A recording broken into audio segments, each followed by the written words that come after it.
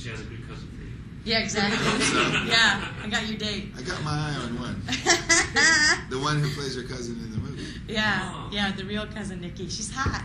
Yeah. She can't help it. Got us. Yeah. Is she from Australia? No, that is the actress is Gia Carides, and she is from Australia. She's married to Anthony LaPaglia, the actor. Oh. Yeah. Yeah, I was reading about that.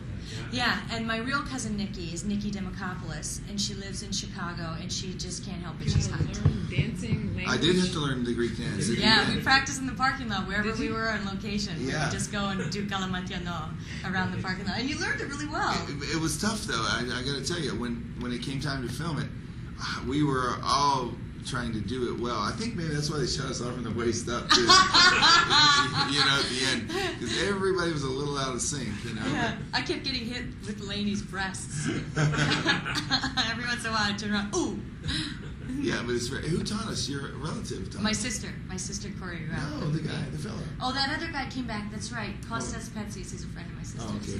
Yeah, Oh, yeah. Costas. What was it about the script, John, that drew you to it? I know you said you read it, and was it the character? Did you feel connected to it, seeing you had a similar background? Or Well, the thing is, I used to do this television show, Northern Exposure. Yeah. And, I was on there for 6 seasons, and, every 7 days we'd get a new script. And we had great writers on that show. So, I spent a lot of years just turning pages and knowing a good script when I read one that told a great story and one that didn't, the one that fell flat and one that had no sense of humor. So when I read this one, I felt like the good old days of Northern Exposure when we'd get a good script and that joke works. That's a sweet, tender moment. And when I closed it, I just knew that I read a great script. And I wanted to be part of it, That's so nice. Thanks. It's true. That was really it. Great It wasn't. script. It wasn't. Yeah, it wasn't any other. It's been my full-time job because we did the editing, and that takes 3-4 months. Then we Did you did the have to put music. in that? Yeah, I got to sit in and watch it, and every once in a while I go, can you cut to the close-up of me? Cool, all right. They were incredibly generous, and I've talked to other friends who have made films, and you're out. When you're the writer and the actor, you do not get to sit in that room. So they've just treated me like gold, and I know it'll never happen again. They just happen to be incredible people. But anyway, and then we did the music. Like, I got to go in the room while the violins played Tula's theme. What? Like, how cool is it? I actually walked by the violin stand, and I saw, it said, like, My Big Fat Greek Wedding, Tula's theme, on the sheet music, and I just went, bink, and put it in my bag. Peter Wilson's brother did the music. Mm-hmm. Chris Wilson and a man named Alexander Janko. It was really like a family thing. He's obviously a composer. It's not like he just plays the recorder and they went, hey, you want to make a movie? So he's great, and obviously Tom Hanks and Gary Getzman brought in their people that they've worked with before for editing, for everything. They have kind of some clout. A little bit, yeah. So, but I just love that whole process. And then in July, we were finished. And we waited. We were going to release in September, and then we didn't. And then we waited for wedding season. Which I think was the when best. you were writing the screenplay, Nia, did you find that you had any writer's block, or were there any scenes that you just couldn't work out? There was one scene that I wanted to rewrite. In terms of, I had written material at Second City, and I think, I keep saying this, the less I knew about writing a screenplay, the better. Because if I knew how hard it was, or that the chances of getting it sold were minimal, I never would have written it. But I was so innocent, and I hope I still can be in terms of what I attack for the rest of my life. I just went, I want to write this movie, and I wrote it, and I copyrighted it, and Rita Wilson came to the show. It's possibly the most unbelievable story I've ever heard, and it happened to me. But maybe someone out there will just go, you know what? I teach English, and I'm going to write a screenplay. And maybe we'll get some stories from people outside of the Hollywood system that we live in, where we see the same old movies over and over again.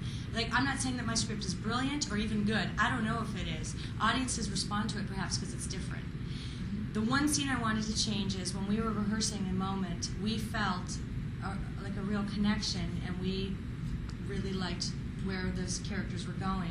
So I asked John if I could just rewrite the one scene, the proposal scene, and it used to be 15 lines long, and we just went and just cut it, just cut, down to the bare bones of the scene, which I learned as a writer, that's all That's all that matters, is the bare bones. And it's like a 6-line scene now. And to me, it's a very poignant moment because there's no icing on it. When I was growing up, I wish my name was Jane. I wish I was skinny and blonde. Yeah, everybody. I wish I didn't have body hair at 6. You know, I wish a lot of things. And now when I go to my white bread friends' houses and, you know, we're having a nice piece of steak, I'm like, could you put some oregano on this and a little bit of lemon? It'd be really good. You know, like I have completely embraced my ethnicity, and I feel now like, even though I do feel like I have the weight of Greece on my shoulders, that I am representing us, and I hope to do it well. Well, you know, yeah, exactly. When you're reading a script, there is that scene that you're like, oh man, I wish I didn't have to do this, you know, because it's just embarrassing to do some things like that, you know. But they were really sweet and laughed at me and made me have fun. And Nia says I captured something that her husband went through during that. You know, he did the same thing. During the baptism, the real baptism, I felt like we were possibly humiliating Ian. And we were definitely humiliating him. And I felt bad for him, and I looked up at him, and I just thought, oh, why am I doing this to you? And he just turned and looked at me with this look of just absolute unconditional love. I was like, you like me.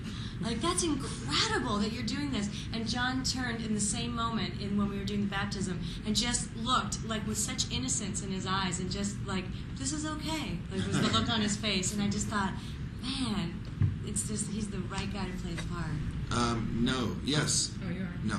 Nice. That was great. I had to bring it up because I love it. I know. It's It's okay, because I ask him to. Everybody asks, because we love it. Yeah.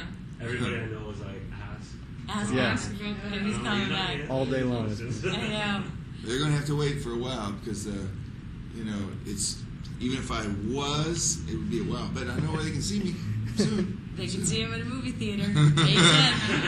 That's right. At a movie theater. Here. Actually, a final question for me for Nia.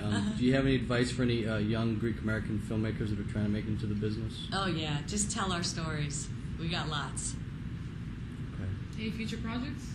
Yeah, I'm going to Greece. It was amazing. That's how everybody From got the to know beginning to it. the end, we were laughing from the very first scene. What was it? The moussaka in the cafeteria. In the we could all relate Greek to school. that. When you guys were at the house that your parents bought you, she turns to me and she's like, it's right next door. No! That's awesome! She